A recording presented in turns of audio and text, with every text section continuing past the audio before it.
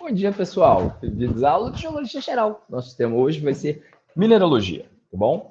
Nós vamos entender um pouco esses conceitos básicos de mineralogia, essa introdução teórica desse conceito da disciplina, que um dia vocês ainda vão aprender lá em mineralogia, se fizerem o curso, né? Mas vamos entender um pouco o que significa todo esse quesito mineral, tá bom? Para quem já fez a aula de mineralogia, pode pular essa aula, tá tranquilo? É para a gente aqui começar a elaborar um conceito mais aprofundado do que significa mineralogia e minerais. Então, primeiro, a mineralogia ele é o estudo dos minerais, né? A ciência que estuda os minerais através das suas propriedades, todas elas sendo física, química, estrutural, como se formam, né? A gênese dele, como que eles estão distribuídos pelo planeta e como que a gente faz uma classificação. Isso em duas maneiras da gente abordar o estudo dos minerais. Uma delas é com amostras do tamanho de mão, né? Amostras que a gente consegue pegar e ver a olho nu, e uma análise mais profunda com o microscópio, né? A parte microscópica dos minerais. A gente aqui nesse curso vamos estudar a parte mais microscópica, mas nós vamos entender um pouco de como funciona tanto a parte macro quanto microscópica dos minerais, tá bom? Primeira definição que a gente precisa aqui é saber o que é um mineral. Então, o mineral ele é um sólido de ocorrência natural, com arranjo atômico altamente ordenado, composição química homogênea e definida. Sólido já exclui automaticamente todos os gases e líquidos. Então, qualquer elemento que seja líquido ou gasoso não pode ser considerado, a rigor, a critério técnico, um mineral, beleza? Ele tem que ser de ocorrência natural, formado por processos naturais. Durante muito tempo manteve-se a ideia de que tinham que ser processos inorgânicos, mas hoje não necessariamente a gente aplica esse conceito. A gente vê uma série de minerais formados por processos orgânicos, como é o caso das pedras nos rins, né? Arranjo atômico altamente ordenado, o que significa isso? Que dentro da estrutura dos cristais, dos minerais, né, em nível atômico, bem microscópio mesmo, existe uma organização específica para cada um daqueles átomos que compõem a estrutura daquele mineral. Então, a gente tem as fórmulas químicas, e essa fórmula química representa todo o composto distribuído naquele elemento, daquele mineral, né? E a forma como ele está organizado. Então, se um átomo está mais para a direita, está mais para a esquerda, está mais para cima, está mais para baixo, isso influencia a estrutura atômica, tá? É a forma como estão empacotados todos os átomos. E isso vai definir para a gente qual mineral se trata aquele conjunto específico. Então, o arranjo atômico, como ele é colocado, ele é extremamente importante para a definição de cada mineral. Por último, uma composição química homogênea bem definida. Significa dizer que eu posso expressar um cristal que tem bilhões e bilhões de átomos aí, com uma fórmula química simplificada, que em geral expressa toda a composição daquele objeto, né? Não objeto, daquele material. Imagina só, quando eu estou trabalhando com água, eu sei que a fórmula química da água é H2O. Mas isso não quer dizer que todos os pontos dos elementos formados pela água vai ter só H2O. Existem várias impurezas, a gente trabalha com água com sais minerais dissolvidos, tem elementos traços que a gente não consegue identificar, tem elementos em concentração ainda menor do que os elementos traços, tem os isótopos, que são aqueles átomos com a mesma massa, ou mesmo número atômico, ou mesmo número... Não, é isso aí.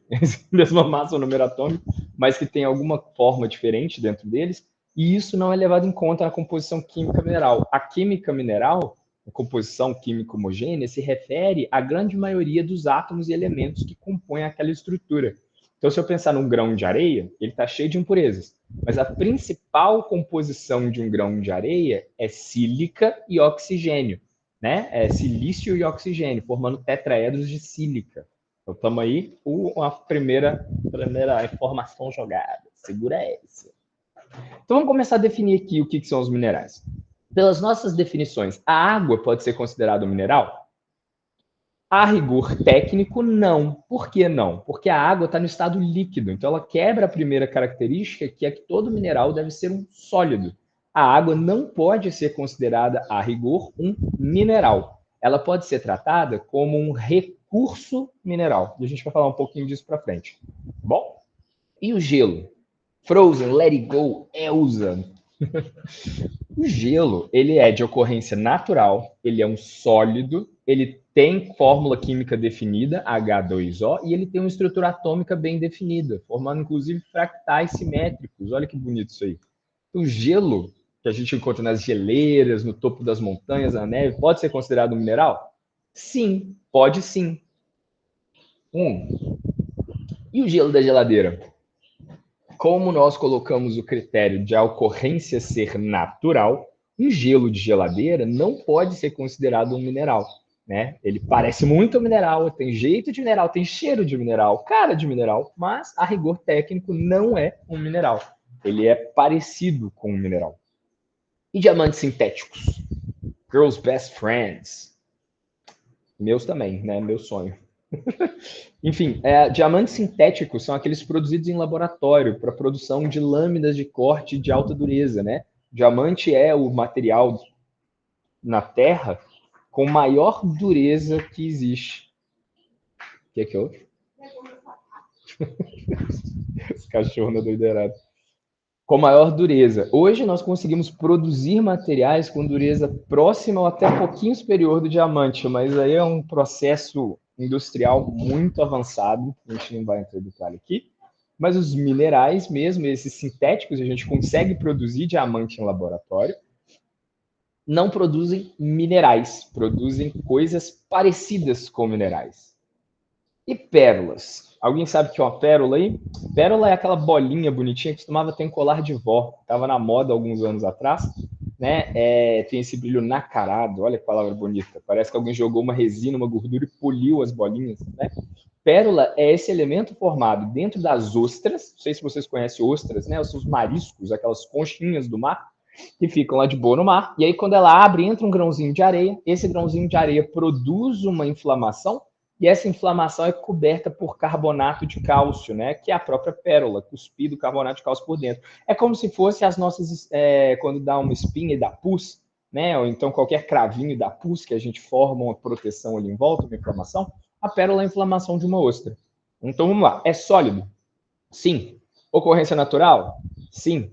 Tem arranjo cristalino bem definido? Sim. A estrutura sólida dela tá lá bonitinha, bem organizada. Essa aí vocês vão ter que acreditar em mim, no caso, né? Tem composição química definida? Carbonato de cálcio, as formas dos carbonatos lá. Então, beleza, preencheu os nossos 4 critérios de mineral, pérolas são minerais. E aqueles que não preenchem, como a água e esses outros detalhes que a gente falou, são os mineraloides. Mineraloides são algumas substâncias naturais que possuem algum critério mineral, mas não necessariamente são mineral. Por exemplo, estão em um outro estado que não seja sólido ou líquido, foram produzidos por um processo que não natural, não tem um arranjo atômico definido ou não tem a composição da fórmula química bem definida. 4 exemplos aí são a opala, a água, a obsidiana e o mercúrio. A opala, esse mineral aqui, ó, ele tem a mesma fórmula cristalina, a mesma fórmula química do quartzo, né, da areia de praia, do cristal de feira, silício e oxigênio, SiO2, né? Acontece que essa opala, ela também é de ocorrência natural, está no estado sólido, tem fórmula química definida, mas ela não tem estrutura bem definida. Os átomos dentro da opala, que é esse mineraloide aqui do lado, eles estão organizados de uma forma que não como é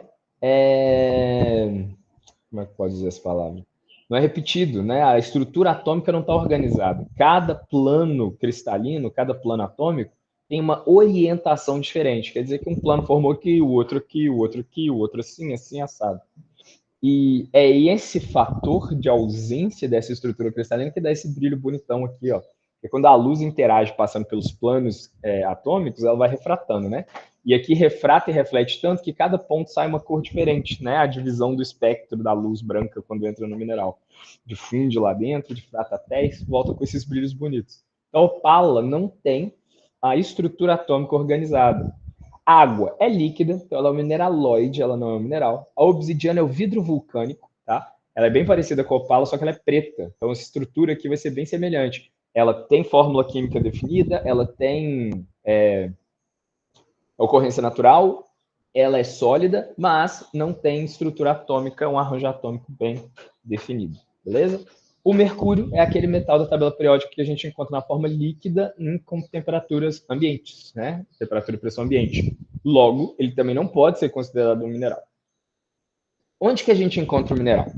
Bom, a divisão da Terra, a gente viu nas aulas aí passadas, é feita por crosta, manto e núcleo, né? Na composição química de densidade, ou então litosfera, camada rochosa, astenosfera, camada rochosa plástica, composta pela base da litosfera e do manto superior, a mesosfera, né, que tem o manto transicional e o manto inferior, e a endosfera, que é o núcleo externo e o núcleo interno. Beleza? Os minerais, eles se formam principalmente no manto e na crosta. São os dois lugares de formação de mineral. Nós temos acesso só na crosta, né? Mas isso não quer dizer que os minerais que a gente encontra na crosta foram todos formados aqui. Existem processos geológicos, e a gente viu isso em algumas imagens que a gente viu, que as rochas formadas em profundidade, elas são colocadas em níveis crustais mais rasos. Isso significa que mesmo se a rocha formou lá no subsolo, quilômetros e quilômetros lá abaixo, lá no manto da Terra, algum processo existiu que trouxe essas rochas para cima e colocou elas aqui na superfície. E hoje a gente consegue explorar elas, né? Então, o lugar de formação dos minerais é na crosta e no manto. Alguns minerais são formados aqui na atmosfera, né? Principalmente os minerais formados por decomposição química e orgânica, quando a gente tem maturação de algum elemento, né? Precipitação de sais, precipitação de carbonato. Esses minerais de origem química se formam aqui em superfície, em meios aquosos. Os outros, e a grande maioria deles, se formam em profundidade. Tá? Então, a profundidade de formação deles vai ser ali na crosta média, na crosta inferior, na base da crosta ou no manto, né? Que são os lugares onde a gente tem o aumento de temperatura, o aumento de pressão, inicia-se o processo de diagênese, de transformação da matéria que está decompositada, não, como é que chama? Sedimentada em superfície, começa a transformação do material desagregado em rocha, além da produção de novas fontes de calor que vão promover a fusão parcial da crosta, tanto da crosta oceânica quanto da crosta continental, ou mesmo da parte de cima do manto. E essa fusão dessas rochas vai produzir as rochas ígneas, que a gente conversou um pouco lá antes, e a fusão de rochas para a produção de rochas ígneas vai formar um magma, aquele monte de rocha derretida. Esse monte de rocha derretida tem duas opções: vai ficar aprisionado na crosta ou ele vai até a superfície explodir num vulcão. Nos dois processos, o resfriamento desse magma vai produzir os minerais que vão formar as rochas ígneas. E o tamanho dos minerais e o grau de organização atômica deles depende mais do tempo que essa rocha, né, que esse magma ficou lá cristalizando. Se ele for para a superfície, ele vai resfriar muito rápido. Resfriamento rápido tende a formar minerais pequenos e com baixa organização estrutural. Então, ou nós vamos ter cristais muito pequenininhos que a gente nem vai conseguir ver a olho nu nas lavas vulcânicas, né? Ou produção de vidros vulcânicos, que é a obsidiana. São aqueles mineraloides que não têm arranjo atômico definido. Por outro lado, aquelas rochas ígneas formadas em profundidade, né? O vulcão ele tem uma câmara de alimentação debaixo dele em subsuperfície. E mesmo quando a gente não vê a rocha extrudida, que é a rocha que veio para a superfície, ela se aloca num bolsão lá embaixo, alguns quilômetros de profundidade. Nesse lugar é como se fosse uma incubadora para as rochas ígneas. É bem quentinho, bem aconchegante. E ali a eficiência de transmissão do calor, né, para perda de energia, é baixa. Então o calor fica ali muito tempo. Aquela parte derretida da rocha, né, aquele magma, fica ali com bastante tempo. O tempo de subsidência daquele material derretido na crosta é longo. Se o tempo é longo, eu tenho tempo para fazer relações significativas para aqueles átomos, né? Eles vão dar mãozinha, vão conversar, vão se juntar naquele mineral específico. Falar, não, esse aqui não cabe à minha estrutura, não me representa, não vou ficar aqui, vou para o meu outro grupinho ali. Então, a gente tem várias separações ali, químicas, composicionais, de densidade de elementos, e o tempo que eles estão dispostos ali, perdendo energia junto, né? Porque chega, todo mundo cansa também, eles vão resfriando lentamente e se formando minerais mais estáveis naquela presença química. Então, nós vamos ver cristais grandes. Uma rocha com cristais grandes, exemplo dessa cristalização mais lenta, né, resfriamento lento, são os granitos. Essas pedras que a gente vê nas pias de cozinha, nas paredes de banheiro de parada de estrada da rodovia, né? Às vezes em shopping, quando a gente vai no shopping assim, costuma ter umas paredes de granito, que é bonito pra caramba e é bem legal. E o processo de formação dele é esse, né? Rocha derretida fundindo coisinha. Outro lugar também de formação de minerais na crosta e no manto são lugares onde aumenta-se bastante a pressão e a temperatura. São locais de atividade de placas tectônicas, ou em porções convergentes ou em porções divergentes. Porção transformante apenas transmite uma energia cinética que ela destrói ou rompe parte de todos os minerais, mas ela não promove ao longo do tempo um aumento de pressão e temperatura significativa para que aquele mineral queira se rebelar, queira mostrar quem ele realmente é naquelas condições, né? As pressões externas do mundo. Então, em lugares que a gente aperta demais, a gente tem um aumento significativo de pressão e também a colocação de temperatura. Então, a gente começa a promover ali o metamorfismo desses minerais. E o que era o processo metamórfico mesmo? É a transformação daquela parte toda química, né, da rocha, e os minerais vão se transformar sem perder a composição química geral. O máximo que eles podem perder durante o processo metamórfico são as moléculas de água, é a desidratação. Então, sempre que eu hidratar um mineral, não está rolando metamorfismo. É só jogar água lá para ele. Desidratar um mineral, a gente está promovendo o metamorfismo e a transformação da estrutura cristalina dos minerais. Onde que acontece esse processo? Na crosta, na base da crosta, no topo do manto, que são exatamente as porções da litosfera e a astenosfera que estão participando ativamente das relações que a gente vê lá na dinâmica das placas tectônicas, né? Quando eu estou aqui, ó, apertando a placa tectônica, eu estou aumentando temperatura e pressão. Quando eu estou afastando as placas tectônicas, eu estou aumentando a temperatura demais e diminuindo a pressão, promovendo a fusão parcial de rochas. Então, são esses lugares que a gente vê a formação e a transformação, né? O metamorfismo pode acontecer também em locais aleatórios no meio da crosta, onde a gente tem, por exemplo, plumas mantélicas, que são aquelas estruturas em domo do manto, sobe assim o calorzinho, né, aquele calor bacana, esquenta os minerais, aí a galera fica louca, como se fosse a festa dos minerais. Eita! Taca fogo, que o negócio fica quente, e aí começa a mudar tudo lá, né? E a mudança que eu estou falando aqui é a mudança de mineral, de fórmula química, né? A redistribuição dos átomos e o rearranjo espacial dos planos atômicos. Isso significa transformação e criação de novos minerais, mesmo sem adição de material ou remoção de material. Isso é importante, né? Existem alguns outros processos que se formam minerais também na crosta e no manto, que são a parte que a gente adiciona elementos ou remove elementos, como lixiviação, metasomatismo, que são palavras muito bonitas que vocês vão ver mais para frente no curso, tá bom? Então, beleza. Então tá aí o granitão, ó, cristal que formou ao longo do tempo, com processo lento de formação, conseguiu fazer um tamanho bem bacana nele aqui. Show! Para que a gente vai estudar minerais? Porque as rochas que a gente está trabalhando aqui, os nossos recursos, né, dessas rochas, é um agregado de minerais. Então, um conjunto de minerais consolidados de ocorrência natural formam as rochas, tá bom? Além disso, existem outros conceitos relacionados com mineral que é importante para a gente aqui no curso de área de Minas ou no curso de Ciência e Tecnologia, tá? São os termos que a gente ouve direto, minério, ocorrência mineral, que rolê é esse, né? Um minério, ele não necessariamente é só um mineral, né? A gente às vezes pensa que o mineral é a estrutura base, então tudo é um mineral. Não. Um minério, ele tem uma aplicação econômica. E ele representa um mineral, na grande maior parte dos casos, ou uma associação de minerais, uma rocha, ou às vezes até um recurso, né, que pode ser explorado economicamente. Então, areia de praia, ali no cantinho dela, né, silício e oxigênio, é um minério? Não. Vou usar areia para construção civil. É um minério? Sim, é um minério que vai me dar areia para construção civil. Então, depende da exploração econômica, do valor econômico agregado. Então, se tem dinheiro envolvido, pode chamar de minério. Se não tem, é mineral ou é rocha, beleza? Agora, ocorrência mineral.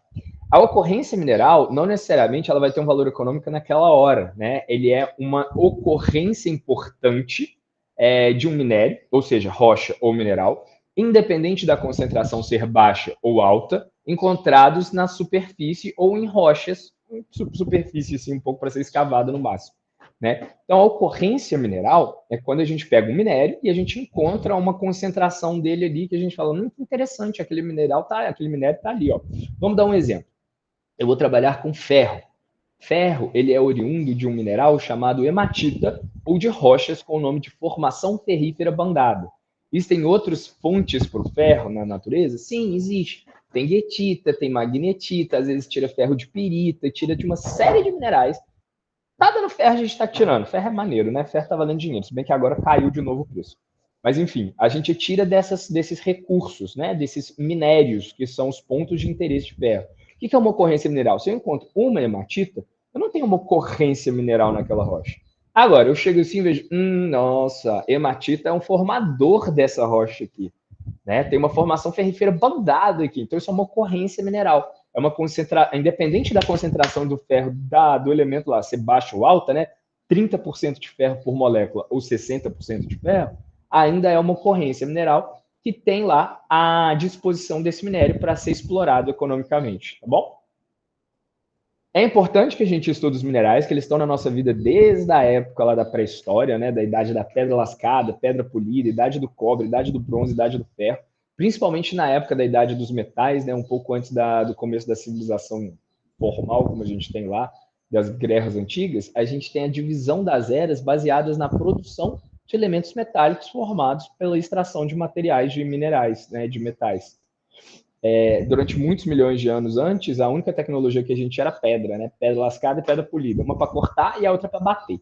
E aí, depois, começaram a desenvolver a tecnologia mais avançada. São as estruturas metálicas, tipo o cobre, o bronze, o ferro, que têm mais eficiência, são mais resistentes, são mais duros, então podem ser afiados com mais facilidade, fornecem mais proteção, dão um pouco menos de trabalho para serem moldados, né?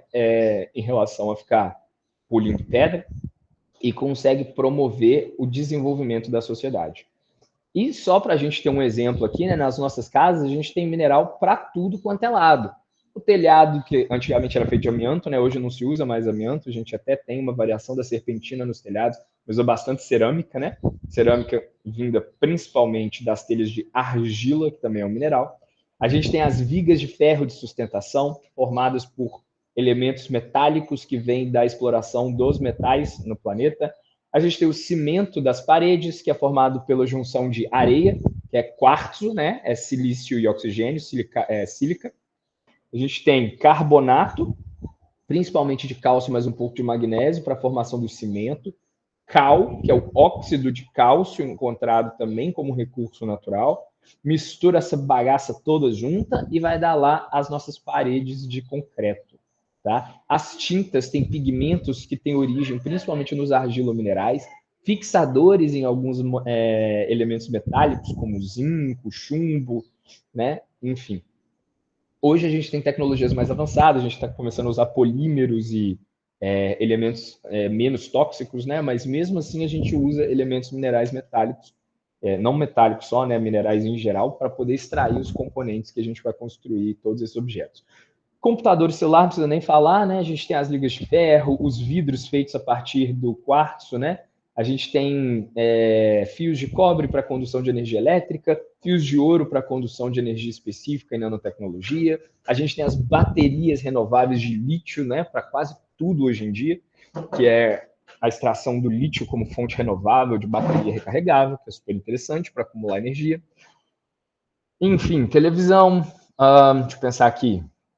Os fogões têm toda a base de estrutura metálica pensada nele. O gás natural é um recurso mineral, né? Ele tem ocorrência natural, mas ele não é sólido, então não é um mineral, mas é uma ocorrência natural, mineraloide, tira mineral lá de novo. Mas é um recurso natural. A gente tem as estruturas do box, espelho que é feito na base de prata e vidro, né? Que é o quartzo, as janelas, todas as estruturas que a gente tem na nossa vida hoje, é difícil não ter associação de alguma exploração de recurso mineral específico. Tá? Os remédios têm toda uma composição extraída dos óxidos, principalmente, dos carbonatos, enfim. A gente sabe que tem minério aí para tudo quanto é vida. Não existe o planeta hoje sem mineração, a espécie humana depende da mineração. Né? Claro que a gente não quer minerar para destruir, a gente quer minerar para sobreviver e evoluir e fazer de maneira mais sustentável e ecológica. Mas para isso a gente tem que entender a importância desses elementos no nosso dia a dia, tá bom? Existem alguns outros termos que a gente vai usar aqui, que são os minerais industriais. Tá, o que é um mineral industrial? Mineral industrial é quando a gente pega o próprio mineral e usa ele in natura, porque as propriedades físicas e químicas daquele mineral já são aquelas que eu quero aplicar em alguma obra específica, né? O mineral in natura é como ele é encontrado. Eu não transformo ele, eu não faço beneficiamentos, eu não tiro moléculas dele, nem coloco alguma outra propriedade. Eu pego o mineral e uso, por exemplo, a areia. Eu pego a areia e eu uso a areia. algumas argilas. Eu pego a argila e eu uso a argila como forma de insumo ou mesmo aditivo no processo, tá bom? Então, quando a gente pega um mineral e usa o próprio mineral como produto final, a gente está usando o mineral na sua forma natural, mineral in natura, beleza? Depois a gente tem os minerais minério, costumam ser relacionados a elementos metálicos, mas podem ser que são outros elementos, né? E a ideia é que no mineral a gente encontra aquele elemento metálico que a gente quer utilizar e a gente tem que segregar ele da molécula. O principal exemplo aí, ferro e cobre, né? A gente tem minerais minérios de ferro, minerais minérios de cobre. Por quê? A gente não encontra normalmente ferro puro na natureza, né? O ferro puro a gente encontra muito em meteoritos, em cometas que passam. Cometa não, cometa mais água e outra coisa. Mas meteoritos antigos, da época de formação dos planetas do nosso sistema solar, a gente encontra uns exemplos aí de puro ferro, né? Formado só de ferro mesmo, não tem mais nada, é só ferro. São os meteoros siderófilos, né? Com a afinidade do ferro. E aqui no planeta não é comum a gente encontrar ferro in natura, só elemento ferro, né? Como a gente encontra, por exemplo, o ouro ou a prata, né? O ferro está sempre associado com uma molécula. O ferro ele é altamente oxidante na sua forma de ferro 3 e ele é redutor, mas se liga muito fácil também ao oxigênio na sua forma de ferro 2.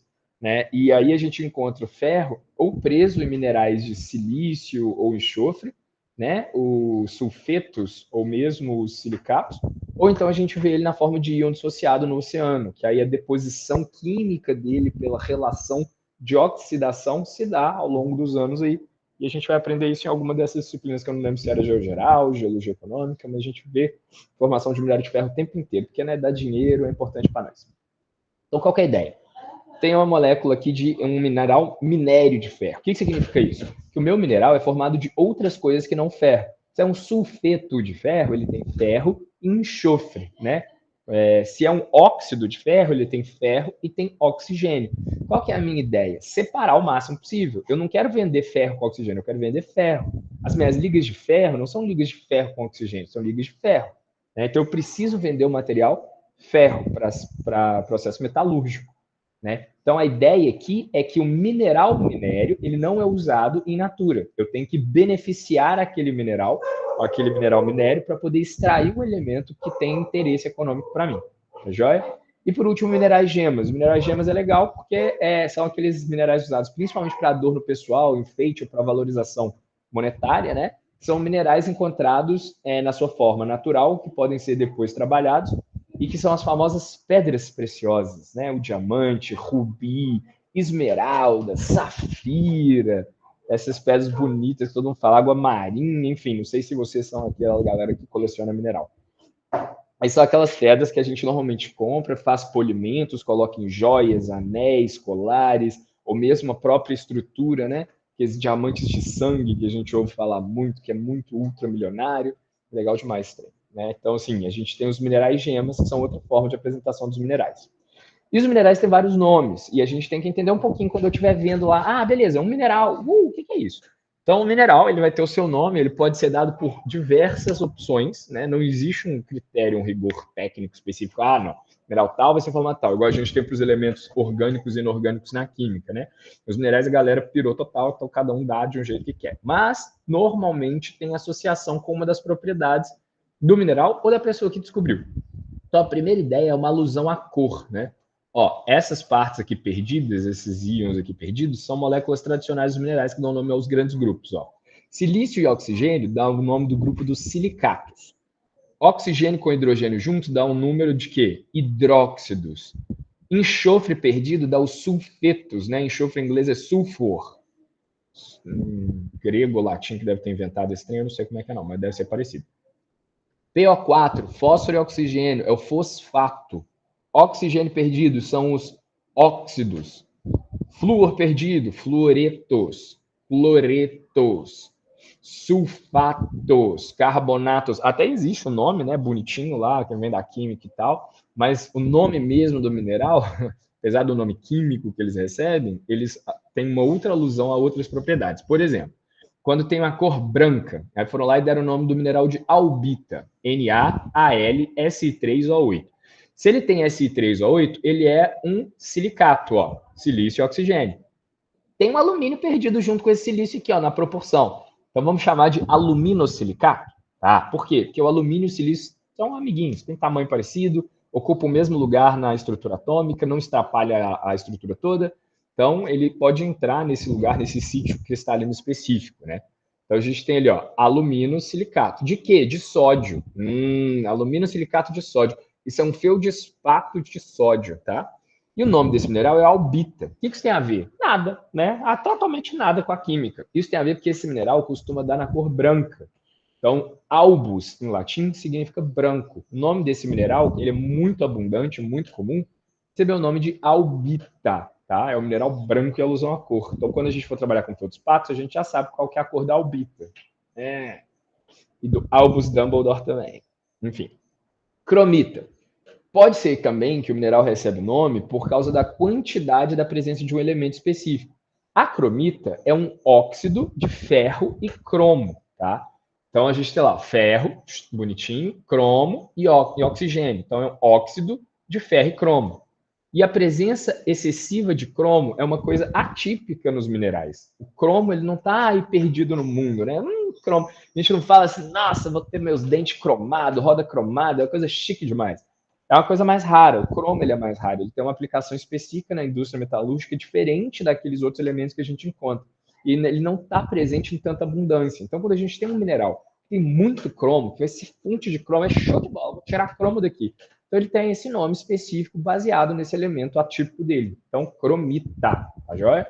Depois a gente tem outras propriedades, por exemplo, propriedade magnética. A gente tem a magnetita, ferro 3O4. A estrutura é parecida com essa daqui, ó. Na verdade é Fe, Fe2O4, outro óxido de ferro. Magnetita é o mineral que tem a propriedade magnética, que a gente usa para fazer ímã, né? Então as magnetitas são magnéticas e recebem o nome magnetita. Olha que criativo. Apesar disso, é um óxido, tá bom? Por último, silimanita, e aí é a hora que embanana tudo, é o ego do homem falando, né? Olha só, silício, oxigênio e alumínio. Então é o aluminosilicato, né? Só isso aqui nessa estrutura. Isso aqui, na verdade, não vai ser nem o aluminosilicato, é um óxido de alumínio e silício. É uma doideira. Em homenagem ao professor Benjamin Silliman, que descobriu o mineral. Aí tem lá silimanita.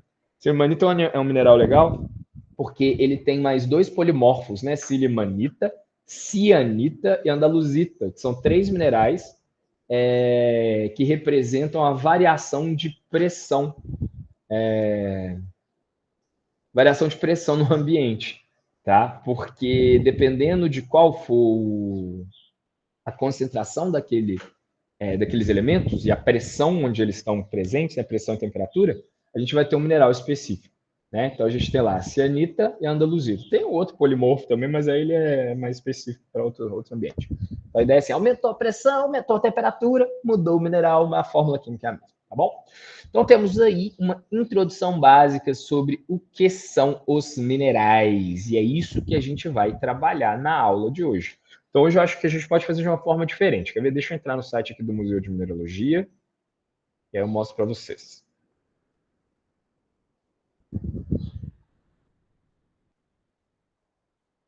Esse aqui é o Museu de Mineralogia, tá vendo? Com o Banco dos Minerais, Espaço Kids, legal demais. Banco de dados. Tem uma parte didática, né? Para facilitar a vida de vocês, com materiais didáticos, tabela de determinação de mineral, carta de cores, é um monte de cartas de cores. Uma tabela de determinação mineral é a mais legal de todas. Então, ó, compartilhar a seguir. Por que eu vou mostrar isso para vocês? Agora, ó. São muitas e muitas páginas, é uma coisa enorme, mas a ideia aqui é como que a gente vai determinar um mineral. Então, existem várias propriedades do mineral. Cor do traço dos minerais com brilhos diferentes, dureza, densidade, minerais solúveis em água, minerais solúveis e ácidos, insolúveis e ácidos, minerais magnéticos, deles com sabor, radioativos, minerais luminescentes, índice de refração, birrefringência, minerais isotrópicos, propriedades ópticas e... eu não estou sabendo ler. Lista de minerais. O que nós vamos fazer? Nós vamos fazer de uma forma diferente. Aproveitando que não tem ninguém aqui hoje, vou deixar uma atividade para vocês estudarem e a gente, na aula que vem, vai listar todas as propriedades dos minerais e dos grupos que eles pertencem, tá bom? Então, a ideia vai ser o seguinte, eu preciso que vocês desenvolvam um estudo dirigido da propriedade dos minerais. E quais são essas propriedades? brilho, dureza, tenacidade, ductibilidade, enfim. A gente vai pesquisar nesse site dos minerais quais são as propriedades físicas dos minerais.